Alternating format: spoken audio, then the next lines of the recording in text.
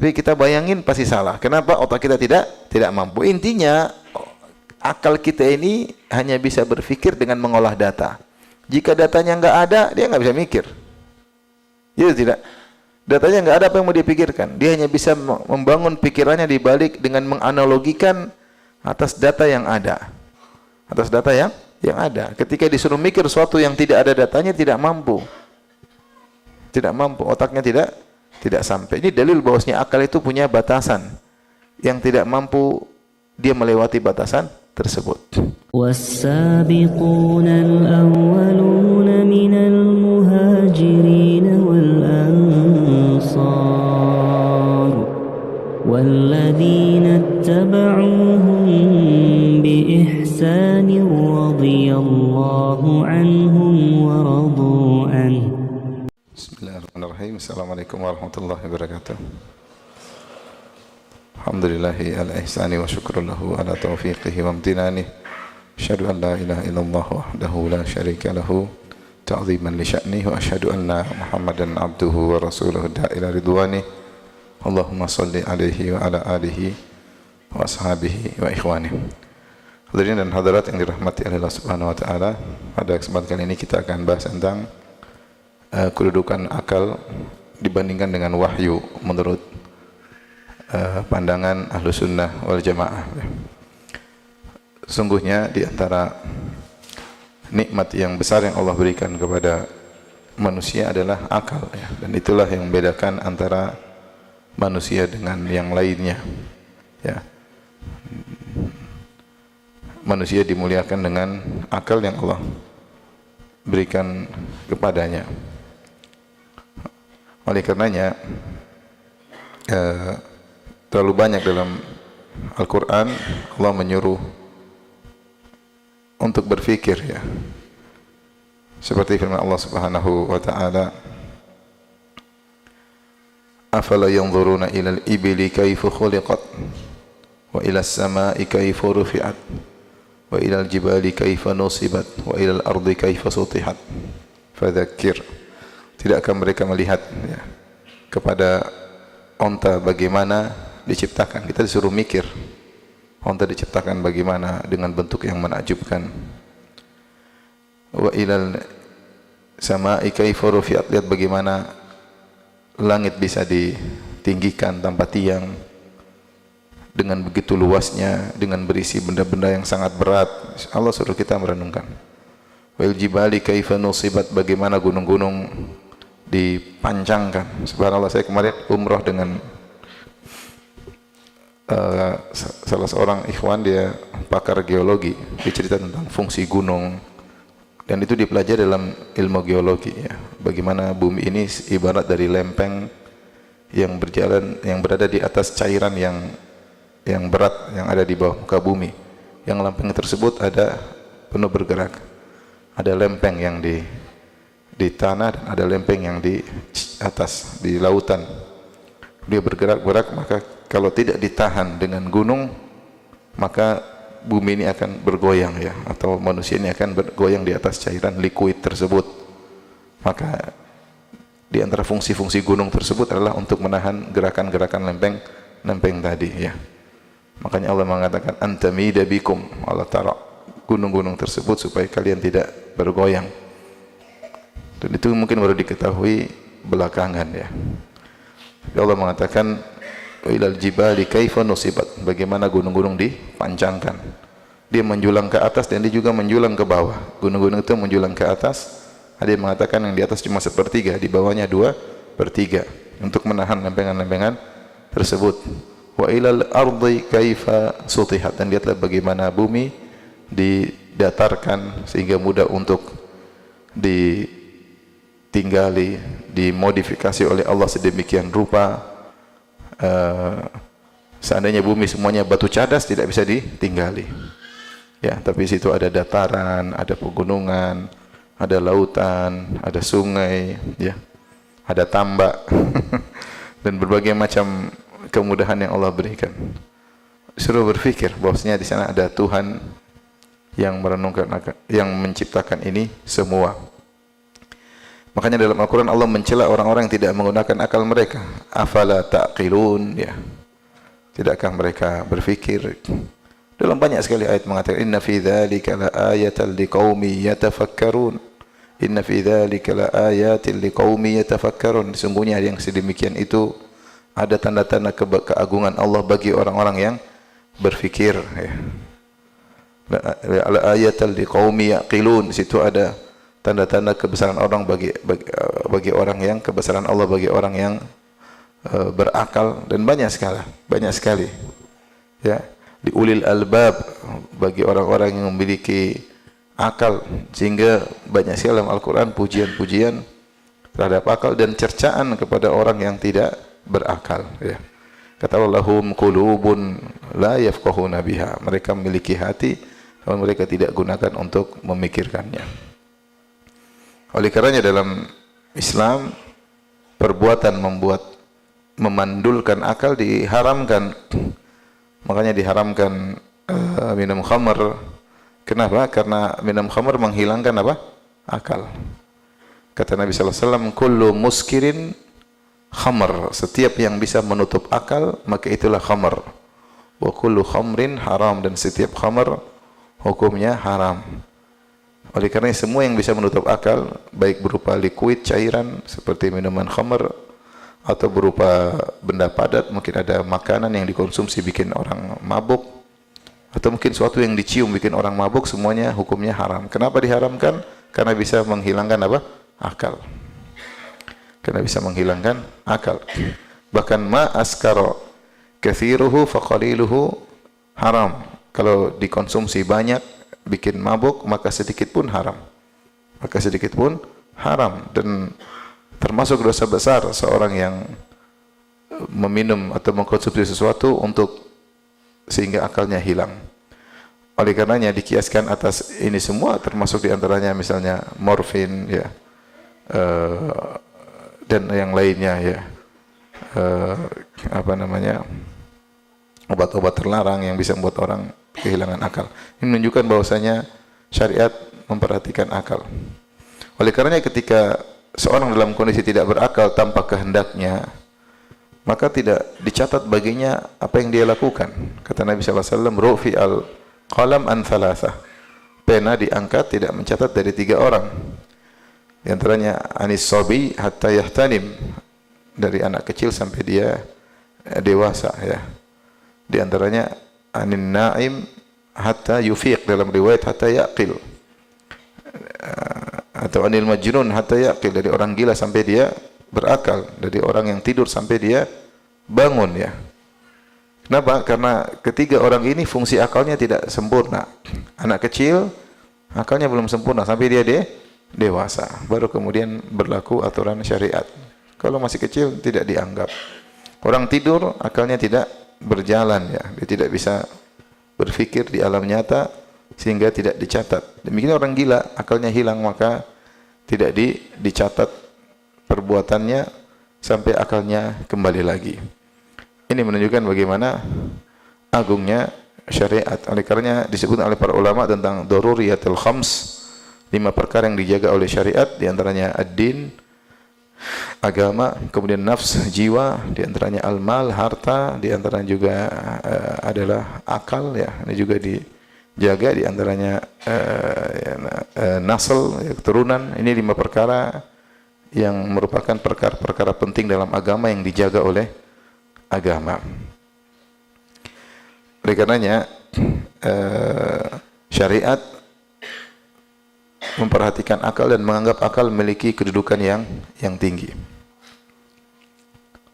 Akan tapi akal, meskipun dia adalah perkara yang diagungkan oleh syariat, namun dia memiliki keterbatasan. Karenanya Imam Syafi'i berkata, inna lil aqli haddan yantahi ilaih. Bahwasanya akal itu punya batasan yang tidak bisa dilewati. Sebagaimana kal hawas al-ukhra, sebagaimana indera-indera yang lainnya.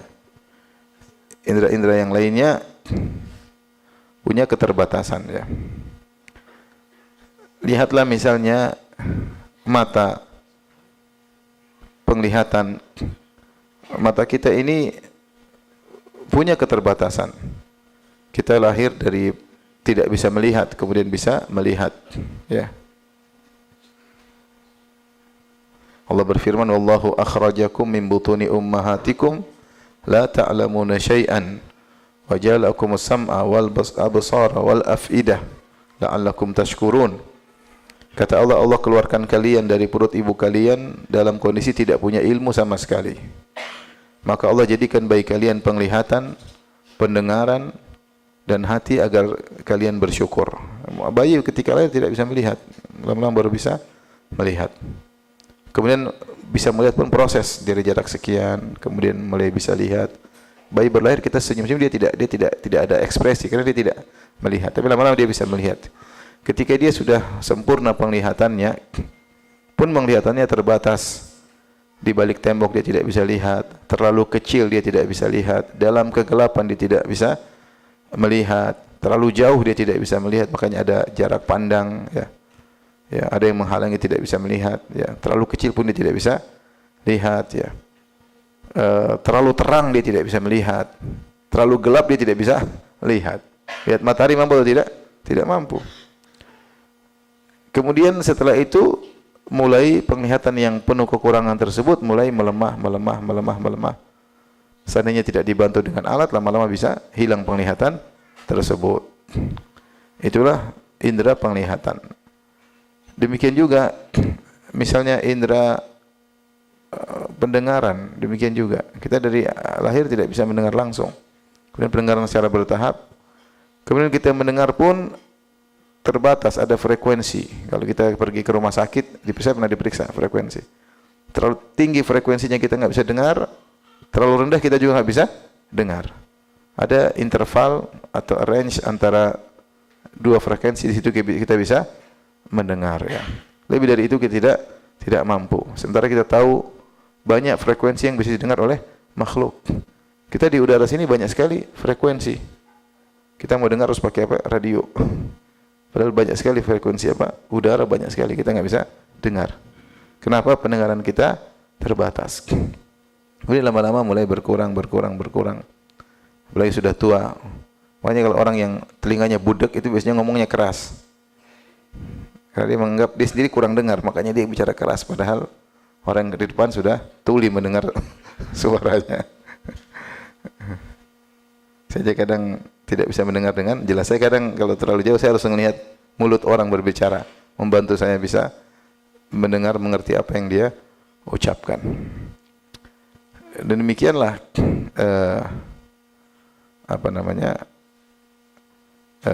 indera-indera manusia.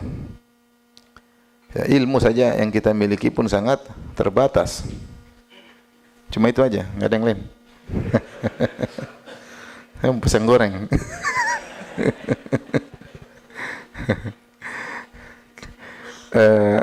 Jadi ilmu aja yang kita berilmu. Allah berilmu. Ilmu didapatkan dari mana? Dari indera-indera tersebut. Makanya Allah mengatakan, "Wallahu akhrajakum min butuni ummahatikum la ta'lamuna syai'a." Allah keluarkan kalian dari perut ibu kalian tidak punya ilmu sama sekali. Di antara sarana untuk bisa dapat ilmu dengan penglihatan, dengan pendengaran, diolah dengan hati, maka ada ilmu. Kalau tidak ada yang dilihat, tidak bisa berilmu. Karena ilmu butuh database, data yang masuk.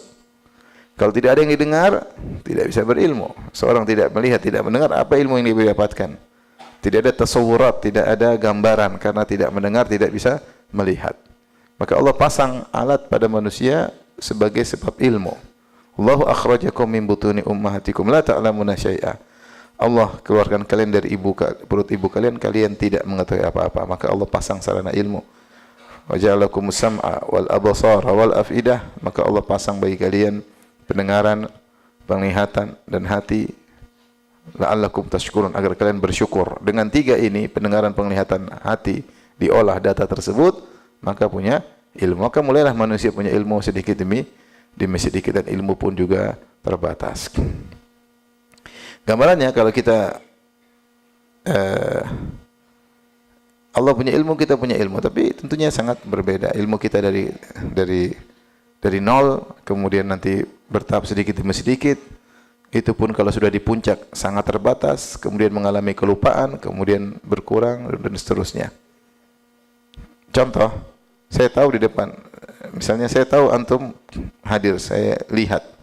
Makanya saya punya ilmu antum hadir depan saya. Allah pun melihat antum, tapi beda pengetahuan ilmu kita dengan Allah. Kita hanya mengetahui global. Allah taruh detail, antum begini, apa yang berjalan dalam diri antum, apa yang dalam, Anda cuma tahu secara global sesuai yang Anda bisa lihat. Yang Anda nggak bisa lihat, Anda tidak punya ilmu tentangnya. Apa dalam hati antum, Anda nggak tahu. Ada penyakit apa dalam hati antum? Ada asam urat kah? Ada kolesterol kah? Anda tidak tahu. Tapi Allah tahu segalanya. Ya. Dari sini kita tahu bahwasanya hawas, panca indera atau indera-indera manusia itu punya keterbatasan. Maka Imam Syafi'i berkata, demikian juga akal. Innalil aqli haddan yantahi ilaihi. Sungguhnya akal itu punya batasan yang dia tidak bisa lewati. Tidak bisa lewati. Ranahnya terbatas. Banyak akal, ranah-ranahnya yang tidak bisa dipikirkan oleh akal. Seperti hal gaib. Kenapa hal gaib tidak bisa dipikirkan oleh akal? Karena database-nya nggak ada. Database-nya nggak ada. Kalau nggak ada database, nggak tahu. Seandainya Allah tidak kabarkan kepada kita ada malaikat, kita nggak akan pernah gambaran dalam hati kita ada makhluk namanya malaikat. Tapi kenapa kita tahu ada malaikat? Karena ada informasi. Informasi yang kasih tahu ada namanya apa? Malaikat. Tapi ternyata dalam informasi tersebut Allah menceritakan sifat malaikat. Di antaranya malaikat punya jantung. Kata Allah Subhanahu wa taala, "Hatta idza fuzzi'a an qulubihim qalu madza qala rabbukum qalu al-haqqa wa huwal aliyyul kabir." Ketika rasa takut dicabut dari jantung-jantung malaikat. Malaikat ketika mendengar firman Allah saking kerasnya mereka pingsan. Rasa takut masuk dalam jantung mereka. Hatta idza fuzzi'a an qulubihim, ketika rasa takut dicabut dari jantung mereka. Mereka berkata, apa tadi yang difirmankan oleh Allah? Taib, Allah menyebut malaikat punya jantung. Bisa enggak kita bayangkan jantung malaikat? Enggak bisa. Setiap kita bayangkan jantung, selalu kita pikir jantung manusia. Kenapa? Karena database yang masuk dalam diri kita cuma jantung apa? Manusia. Jantung manusia kayak jantung ayam, kayak yang pernah kita lihat. Yang dimana semua jantung tersebut ada aliran darah. Ada aliran darah yang masuk dalam jantung tersebut, aliran masuk, aliran keluar, ada katupnya. Itu yang kita bisa bayangkan. Tapi kalau kita suruh bayangkan jantung malaikat, pasti salah. Kenapa? Karena malaikat tercipta dari cahaya. Malaikat tidak makan dan tidak minum. Malaikat tidak ada aliran darah. Malaikat tidak kena kolesterol. Kita ada periksa darah. Periksa darah isinya kolesterol, isinya asam urat, isinya apa lagi? Gula darah, apa lagi isinya? Dengan berbagai macam. Mereka suruh pikir jantung malaikat, nggak bakalan bisa. Pasti salah. Saya suruh bayangin. Bisa bayangin nggak jantung malaikat? Pasti begitu dibayangkan, kita hanya bayangkan data yang ada pada diri kita. Itulah contoh kelemahan akal. Dia tidak mampu untuk memahami yang di luar dari database yang masuk pada dirinya. Kenapa? Karena pola pikir akal itu hanya bergantung kepada database. Di luar database dia tidak mampu. Paham? Contoh lagi. Allah mengabarkan tentang ruh. Dalam Al-Quran banyak, dalam hadis juga banyak. Ruh. Kalau disuruh bayangkan tentang ruh, dalam tubuh kita ada ruh. Ya. Allah berfirman, hatta idza balagatil hulqum, ketika ruh sampai di sini. Ya. Ya. Idza balagatit taraqi wa qila man raq, ketika ruh sampai di selangkangan mau keluar. Allah sebut tentang ruh. Yas'alunaka 'anir ruh, mereka bertanya kepada engkau tentang ruh. Sudah bayangkan tentang ruh, kita enggak bakalan mampu. Padahal ruh itu ada dalam tubuh kita. Tapi bagaimanakah bentuk ruh tersebut? Dari unsur apakah ruh tersebut? Bagaimana dia berada dalam tubuh? Kita enggak ada yang tahu. Dia besar atau kecil, warnanya apa, kita enggak tahu. Dan kita tidak bisa menghayal sama sekali karena database yang untuk kita analogikan tidak ada. Paham? Tidak ada. Maka ini menunjukkan akal punya ranah yang sangat terbatas. Contoh ketika Rasulullah sebut tentang bidadari, ada bidadari di surga. Lahum fiha azwajun mutahharah. Bagi mereka ada istri-istri yang disucikan, di antaranya bidadari. Kita bayangkan bidadari, paling kita bayangkan wanita di dunia. Yang bisa kita bayangkan wanita tercantik, yaitu istri kita dalam tanda kutip. Di luar itu kita nggak mampu, otak kita terbatas. Ketika Rasulullah sebut dalam bidadari contoh,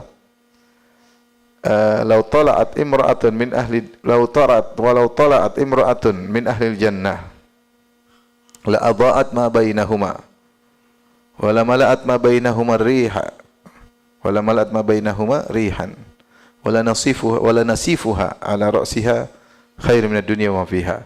Seandainya ada bidadari nongol di bumi ini, maka akan menerangi cahaya antara langit dan sampai bumi.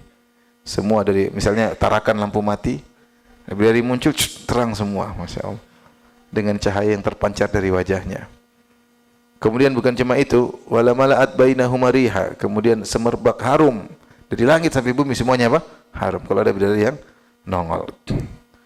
Wala nasifu ala ra'siha, dan kerudung yang ada di atas kepalanya lebih baik daripada dunia dan seisinya. Itu baru kerudungnya.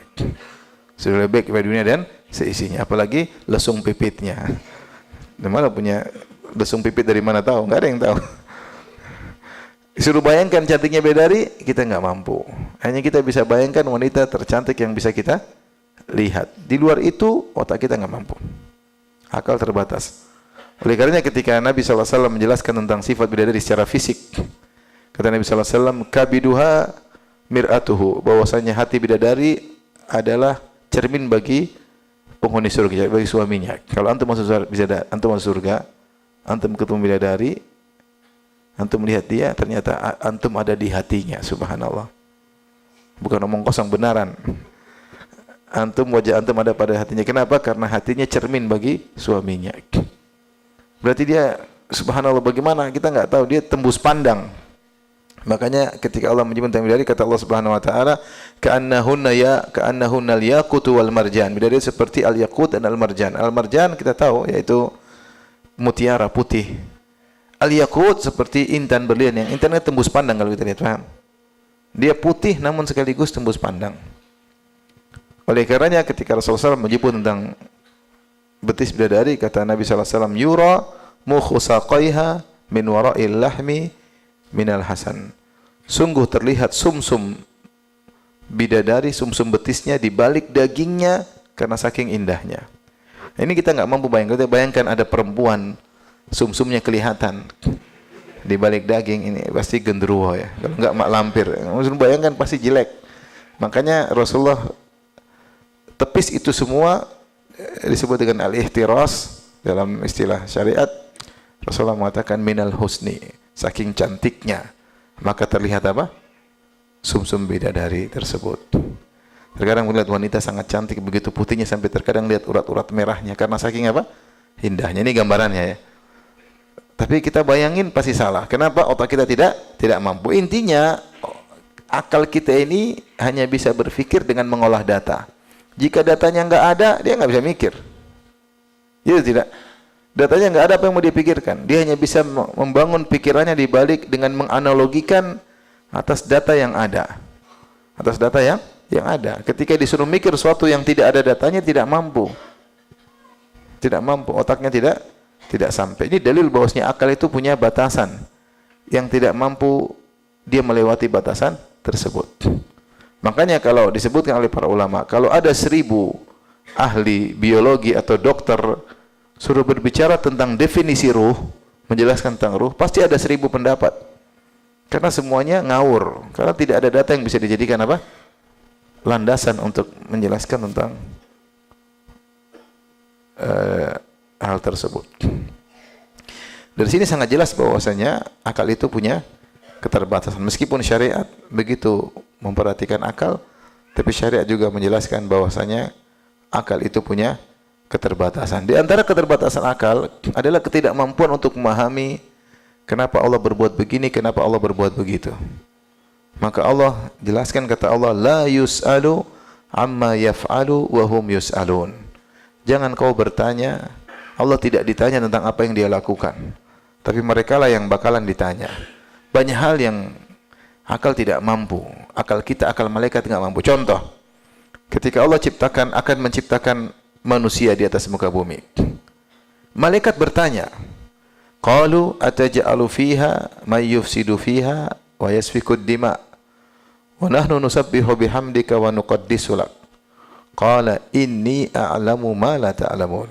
Malaikat bertanya tentang hikmah, ya Allah, apakah engkau akan menciptakan di atas muka bumi makhluk yang akan melakukan kerusakan dan akan menumpahkan darah, sementara kami bertasbih? Kalau kau ingin menciptakan makhluk yang beribadah, kami sudah beribadah. Kami nusabbihu bihamdika, mensucikanmu, kami memujimu, wa nuqaddisu lak, dan kami mensucikan engkau ya Allah. Terus kenapa ciptakan manusia yang akan melakukan kerusakan, yang akan menumpahkan darah? Apa kata Allah? Inni a'lamu ma la ta'lamun. Kalian tidak tahu apa yang aku ketahui. Malaikat tidak sampai akalnya untuk merenungkan kenapa Allah ciptakan Adam. Dan kalau kita bahas masalah takdir, kita sering membahas masalah ini, bahwasanya akal tidak mampu merenungkan kenapa Allah berbuat begini, kenapa Allah berbuat begitu, karena akal kita tidak mampu. Ibarat anak kecil, kalau kita jelaskan dia nggak bakalan paham, ya. Dia tidak bakalan paham. Misalnya ketika kita melarang anak-anak misalnya main sesuatu, ya. Bukan begitu caranya, begini. Nah, begitu. Ketika kita melarang anak-anak, misalnya dia main apa, kita bilang jangan, nak. Dia bingung kenapa dilarang. Dia nangis. Ini nggak boleh, nanti begini. Dia dijelaskan nggak bisa paham. Saya waktu mau nyunat anak saya, Abdul Razak, umur 4 tahun, saya bilang, nak, sunat. Kenapa? Bingung, saya menjelaskan gimana, kenapa disunat. Ini nanti begini, nanti mau paham. Dia nggak paham, takut lah apalah. Saya cuma bilang, nanti habis disunat, Abi belikan hadiah, baru dia paham. Kenapa? Akal dia nggak sampai mau jelaskan seperti ini. Kita larang anak-anak main ini, kenapa nggak boleh? Dia nangis, dia nggak terima, dilarang main sesuatu. Nanti mau jelaskan secara ilmiah, mana dia paham? Nggak paham. Kenapa? Akalnya tidak sampai. Nah, sama akal dia ketika itu tidak sampai, boleh berkembang. Itu antara makhluk dengan makhluk saja terkadang tidak bisa kita jelaskan. Apalagi antara Al-Khaliq, kenapa Allah berbuat begini? Akal kita tidak sampai. Akal kita tidak sampai. Saya pernah dulu tanya sama seorang, antum tahu kenapa kita bisa video call?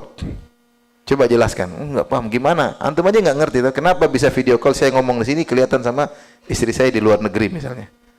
Dari mana? Padahal jarak antara sini dengan luar negeri sangat apa? Jauh misalnya. Atau saya di Madinah, saya video call sama istri di Indonesia, kok bisa kelihatan? Yang bisa menjelaskan mungkin cuma orang tertentu, yang dia pakar frekuensi lah, pakar teknologi lah, ini begini. Itu pun dia jelaskan belum tentu kita paham. Ya tidak? Belum tentu kita paham. Kenapa? Akal kita nggak sampai. Kita perlu muqaddimat yang panjang untuk bisa paham. Kenapa kalau kita video call di sini keluar di sana? Antum paham nggak? Nggak paham kan? Kita bisa keluar, kalau ngomong sini keluar di sana, bisa paham nggak? Nggak paham. Ada yang bilang saya paham, Ustaz. Bagaimana caranya? Selama ada kuota bisa. Kalau kuotanya habis, nggak bisa kelihatan. Itu kemampuannya cuma situ akalnya. Jadi akal ini sangat penuh dengan keterbatasan. Selain akal ini penuh keterbatasan, karena keterbatasan, maka keterbatasan akal orang berbeda-beda. Sehingga akal orang itu tidak sama semuanya. Al-uqul mutafawitah. Akal itu bertingkat-tingkat. Tidak semuanya sama. Ada yang ini bisa paham, yang itu nggak bisa paham. Yang ini pahamnya A, yang ini pahamnya apa? B. Itu tidak. Kita kalau ngajar orang berbeda-beda tingkat pemahamannya. Kalau kita kasih ujian, ada yang bisa jawab, ada yang nggak bisa jawab, ada yang salah paham. Banyak sekali. Akal ini tidak sama. Allah tidak kasih manusia dengan satu akal, tapi dengan akal yang berbeda-beda, bertingkat-tingkat. Yang kemungkinan salah paham juga sangat besar. Manusia ngerti lagi. Itulah sifat-sifat akal, ya. Dari sini, karena kita tahu akal itu penuh keterbatasan, maka akal tidak bisa dijadikan sebagai sumber kebenaran secara tersendiri, secara istiqlal, independen. Akal tidak bisa dijadikan sumber kebenaran.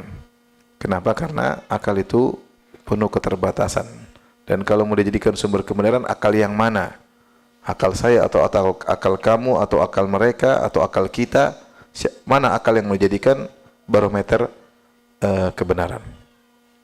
Tapi ikhwan dan akhwat yang dirahmati oleh Allah Subhanahu wa taala.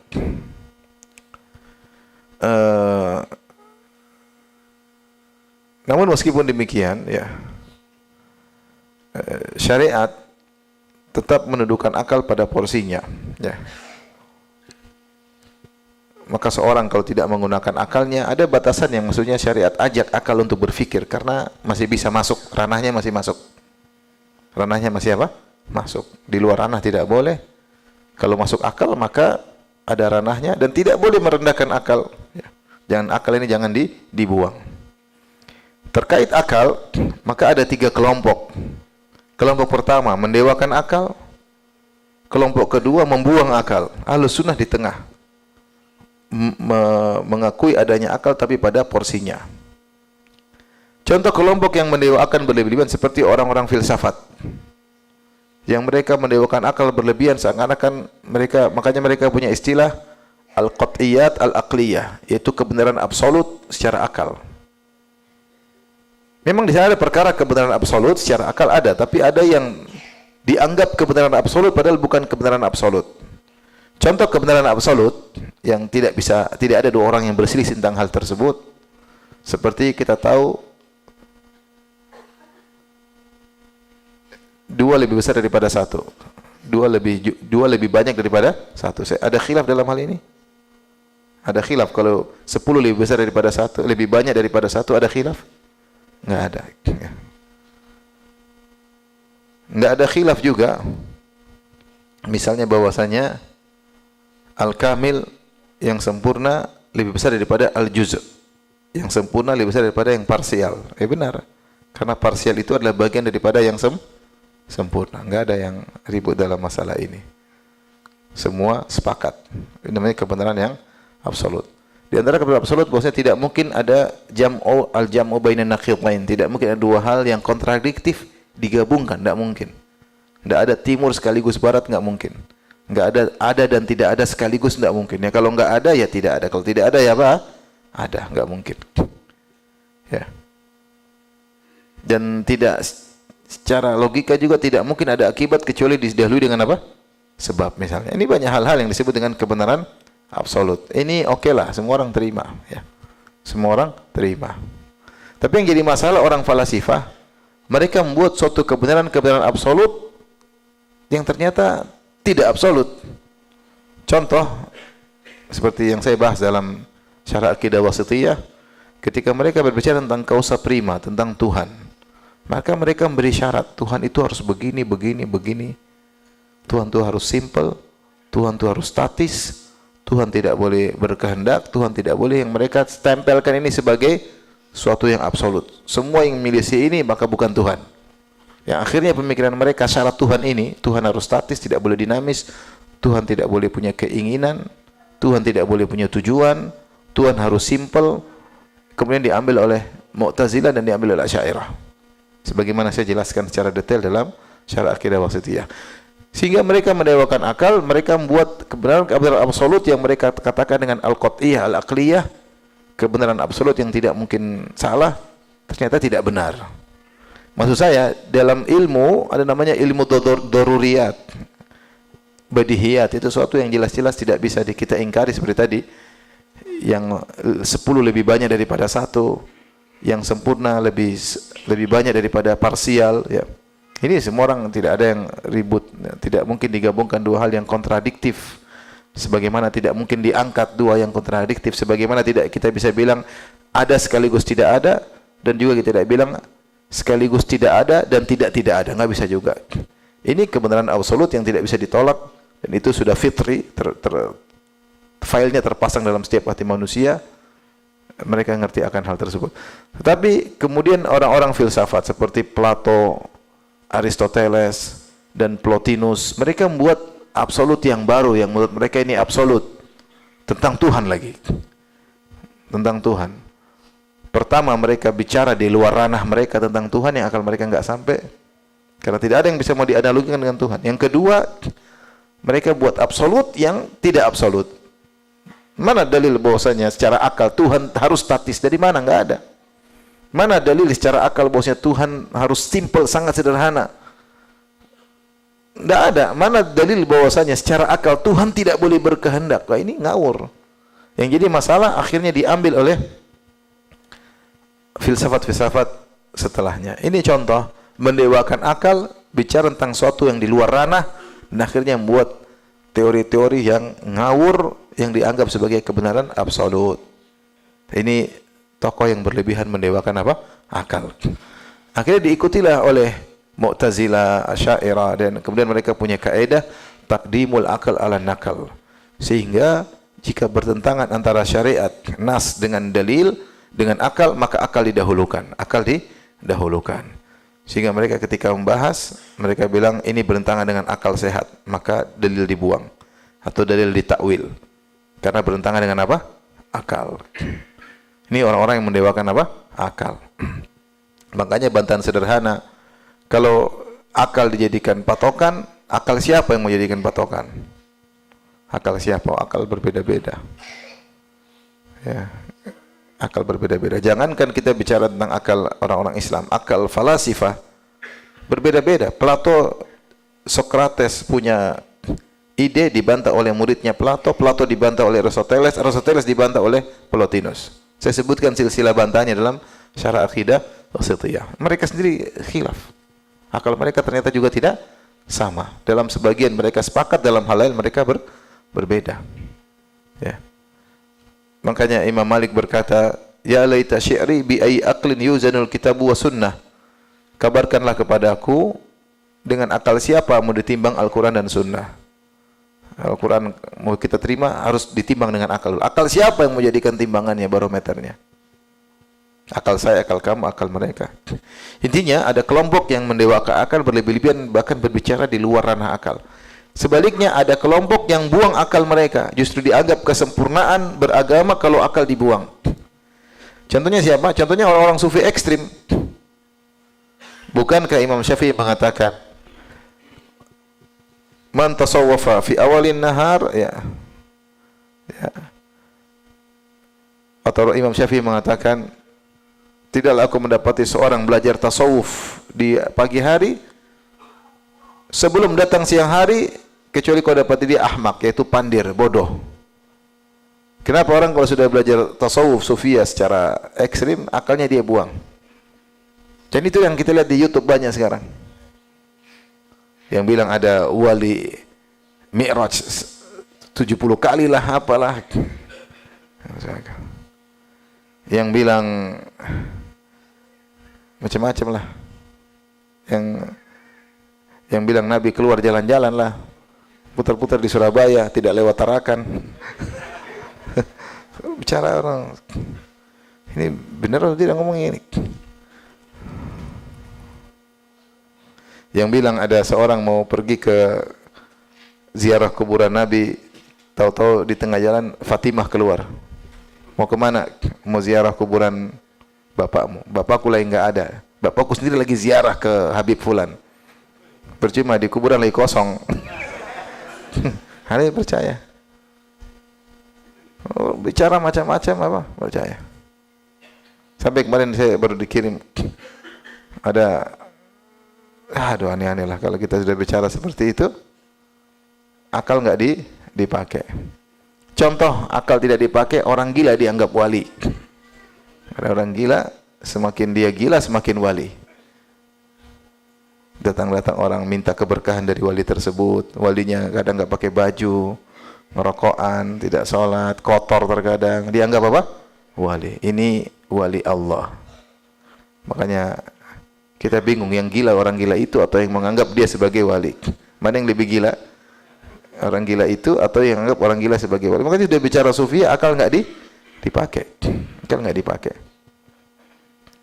Ini kelompok, jenis kelompok ini yang kemarin juga lagi kemana? Inilah baru dari Sidratul Muntaha, subhanallah.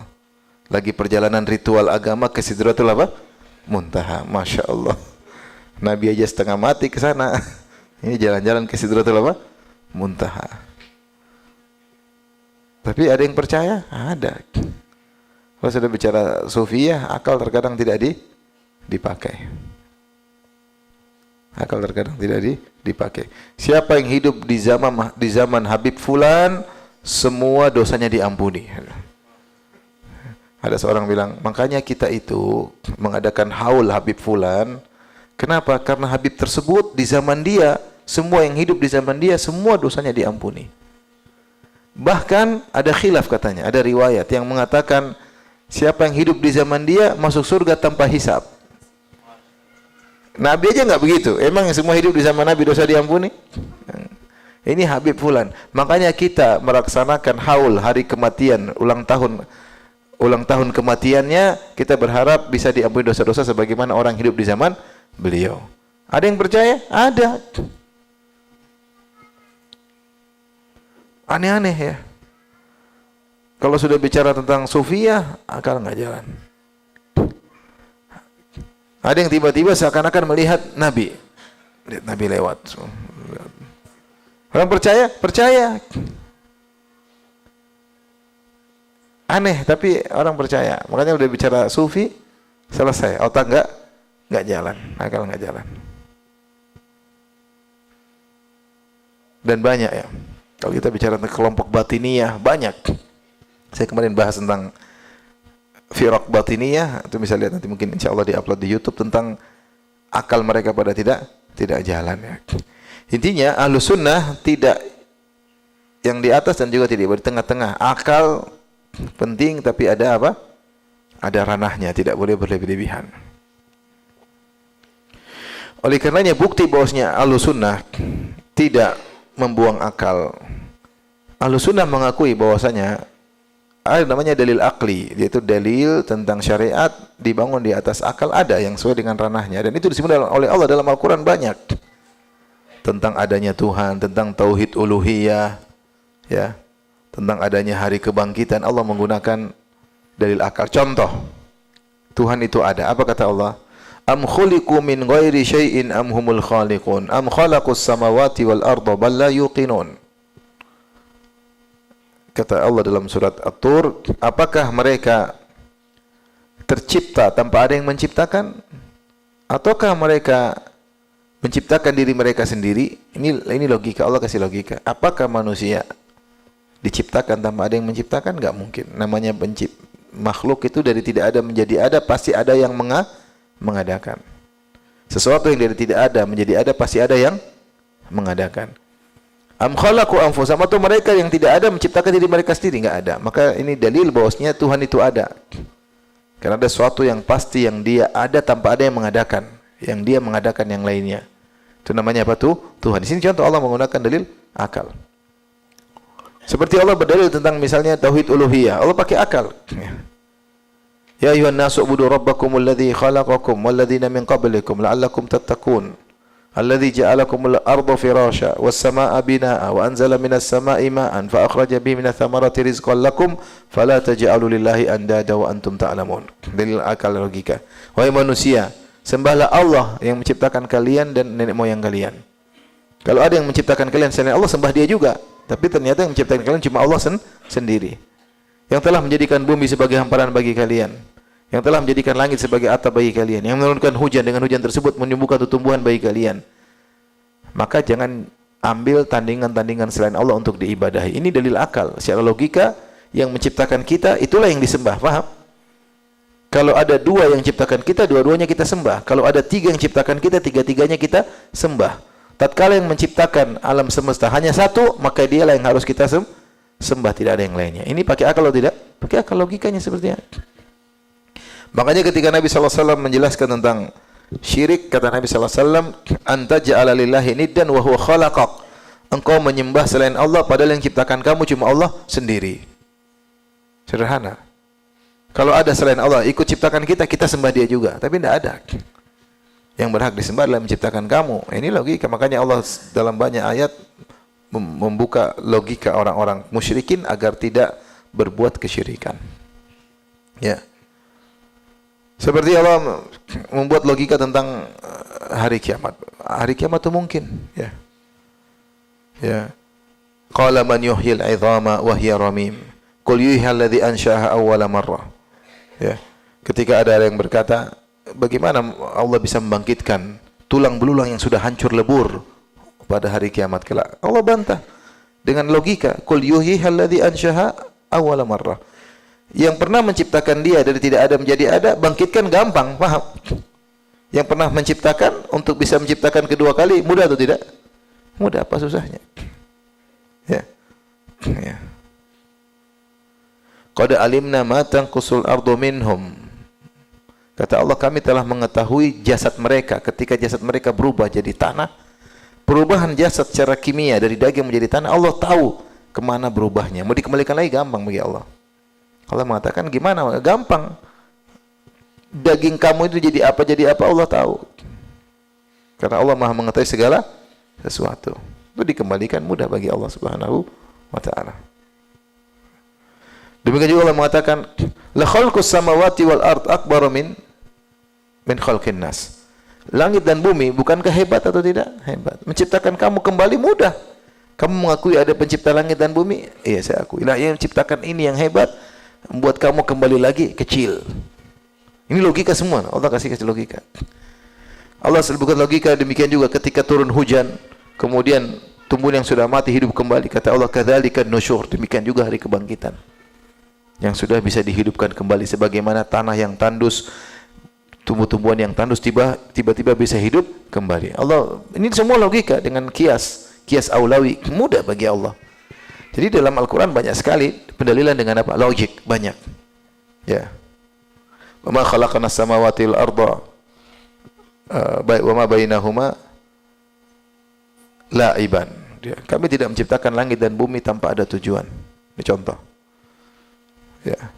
Dzalika dhannul ladzina kafaru. Itu hanya persangkaan orang-orang kafir.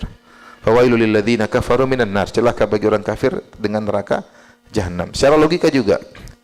Kalau kamu mengaku adanya Tuhan, bagaimana Allah biarkan manusia satu membunuh yang lain, satu menzalimi, kemudian mati selesai tanpa ada judgment day, tanpa ada hari pembalasan? Enggak mungkin, itu enggak logis. Kalau ada suatu direktur di perusahaan, kemudian anak buahnya ada yang ambil hartanya, ada yang enggak kerja dikasih gaji, ada yang sudah kerja enggak dikasih gaji, yang enggak kerja ngambil gaji, yang satu kemudian dia biarkan saja. Itu direktur becus atau tidak becus? Tidak becus. Walillahil matsalul a'la. Allah lebih utama. Allah ciptakan ini semua. Ada Fir'aun, ada ini, ada yang dibunuh, ada yang kemudian ada yang ini, ada yang korupsi, dibiarin aja tanpa ada hari kebangkitan, tanpa ada pertanggungjawaban, enggak logis. Itu Tuhan enggak beres kalau begitu. Paham? Ini semua dalil logik yang Allah sebutkan dalam Al-Qur'an banyak sekali. Allah sebutkan juga tentang sifat-sifat Allah Maha tinggi pakai logika. Kata Allah Subhanahu wa taala, wa amma 'adun fastakbaru fil ardi bighairil haqq wa qalu man asyadu minna quwwah. Adapun kaum 'Ad, maka mereka sombong tanpa ada hak di atas muka bumi. Dan mereka berkata, siapa yang lebih kuat daripada kami? Siapa yang lebih kuat daripada kami? Kaum 'Ad sangat kuat, tubuhnya kuat, sangat kuat. Allah bantah. Awalam yarau anna Allah alladhi khalaqahum huwa asyaddu minhum quwwah. Tidakkah mereka tahu bahwasanya yang menciptakan mereka lebih kuat dari mereka? Kalau mereka merasa kuat, berarti yang menciptakan lebih apa? Lebih kuat. Sederhana. Logika bahwasanya Allah memiliki sifat yang sempurna, makhluknya saja begitu, apalagi sang pencipta. Ini semua dari logika yang disebutkan. Makanya Ahlus Sunnah mengakui ada pendalilan dengan logika, tapi yang ada ranahnya, yang bisa ranah akal bisa masuk di situ, maka disitulah digerakkan akal untuk memikirkan tentang keagungan Allah Subhanahu wa taala, ya. Allah sebutkan tentang ayatul kursi. Kata Allah, wasi'a kursiyyus samawati wal ard wa la ya'uduhu hifdhuhuma wa huwal aliyyul azim. Tidak sulit bagi Allah untuk menjaga langit dan bumi. Langit dan bumi ini makhluk dengan segala isinya. Kalau tidak ada yang jaga, mungkin tabrakan. Bagaimana alam semesta yang begitu teratur, matahari terbit pada waktunya, terbenam pada waktunya. Kalau nggak ada yang jaga, tiba-tiba matahari terbit lebih cepat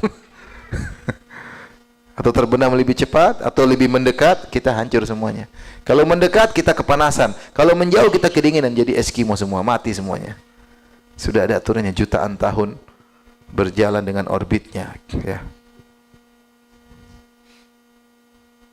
La syamsu yanbaghi laha an tudrikal qamar walal lailu sabiqun nahar. Allah atur semuanya. Ini menunjukkan ada. Ini Allah menggunakan dalil logika. Ini menunjukkan bahwasanya logika itu jalan, dalil akal itu, tapi tidak boleh berlebihan. Paham?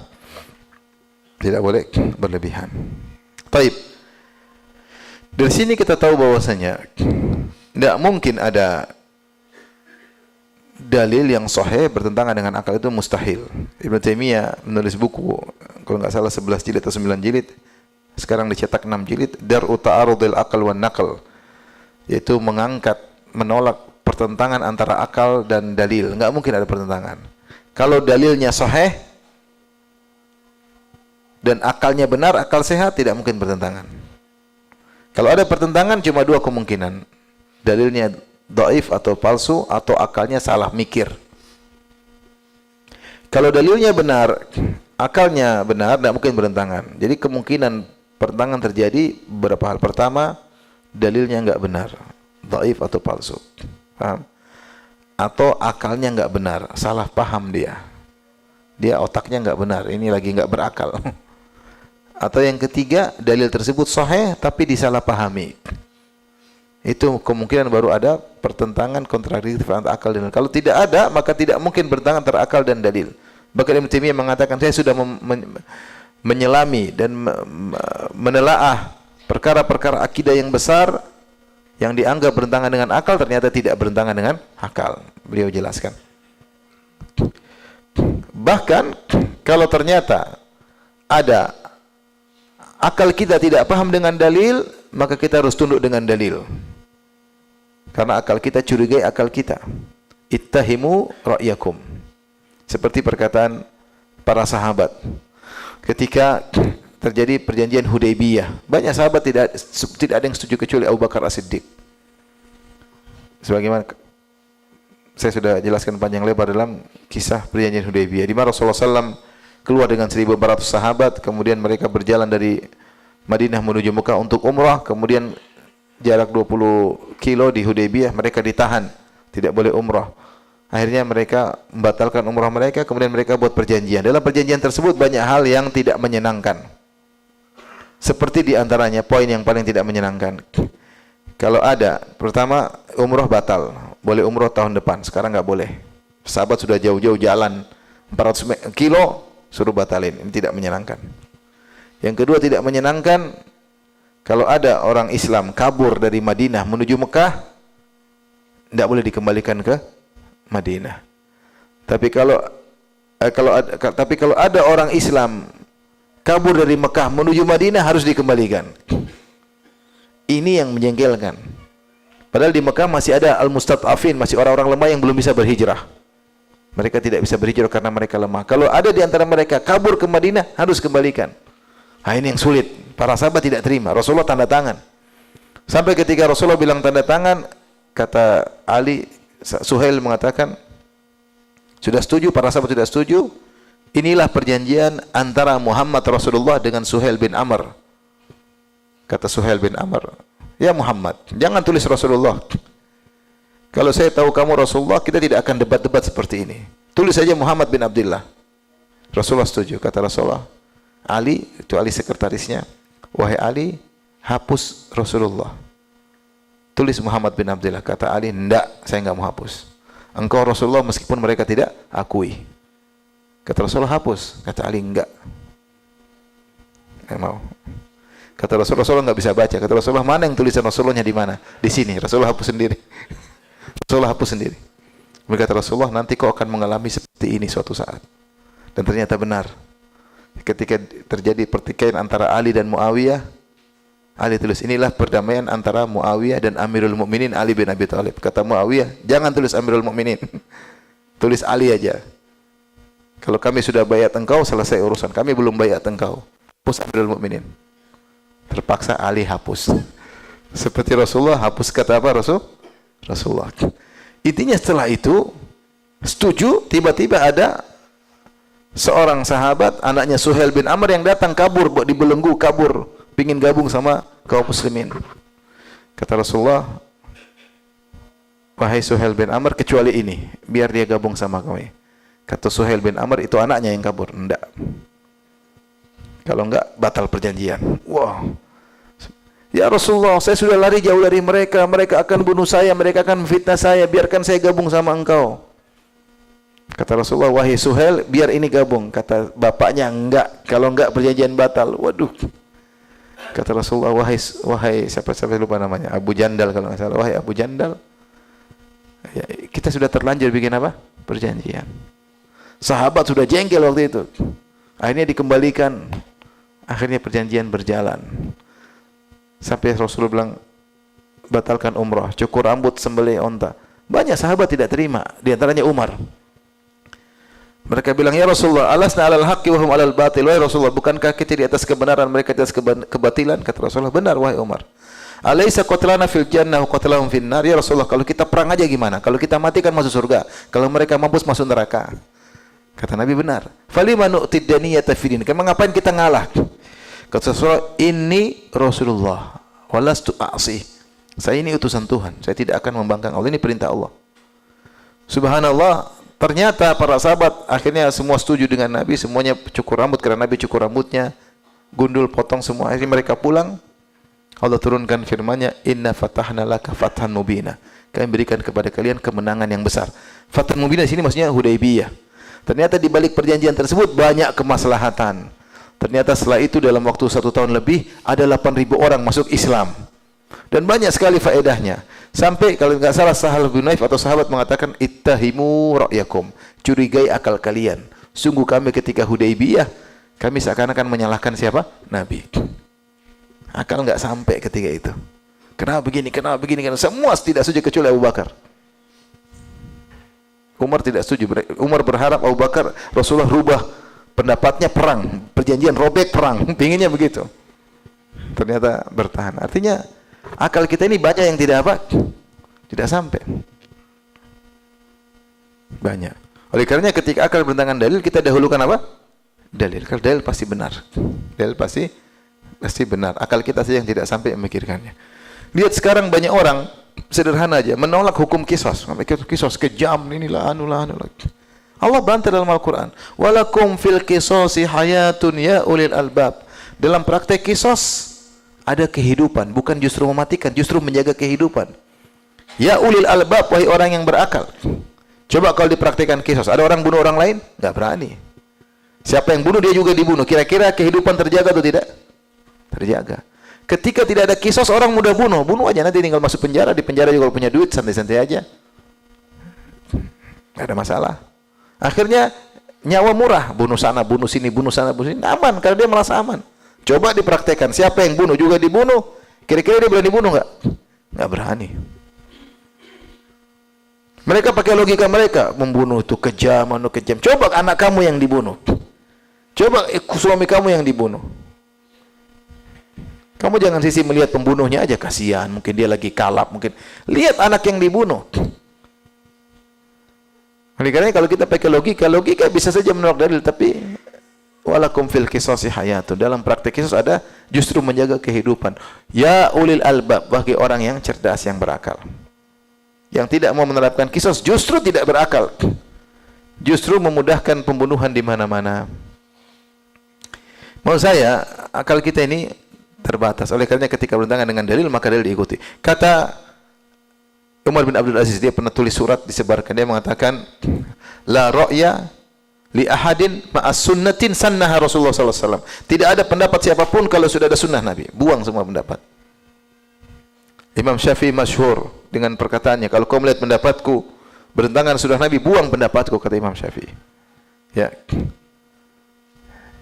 Tadi saya baca apa dalam kitabnya Al-Um, ya. Ada perkataan yang indah. Kata Imam Syafi'i dalam kitabnya Al-Um, jilid 2 halaman 250. Kata beliau, fayasqutu kullu syai'in khalafa amran Nabi sallallahu alaihi wasallam. Semua perkara yang menyelisihi perkara Nabi semuanya gugur, kata Imam Syafi'i. Nah, ada di depan. Kalau Nabi dia bilang gugur semuanya. Wala yaqumu ma'ahu ra'yun wala qiyas, dan tidak bisa tegak di hadapan sunnah Nabi pendapat maupun analogi. Semua pendapat buang, semua analogi buang. Fa inna Allah azza wa jalla qata'al udhra biqaulihi. Allah sudah membuang uzur dengan sabda Nabi. Kalau Nabi selesai, kata Imam Syafi'i, enggak ada pakai Kalau begini ikut menurut kata siapa, kata fulan, enggak ada kata Imam Syafi'i. Namun lihat betapa banyak orang mentakwil sifat, menolak sifat pakai akal dia.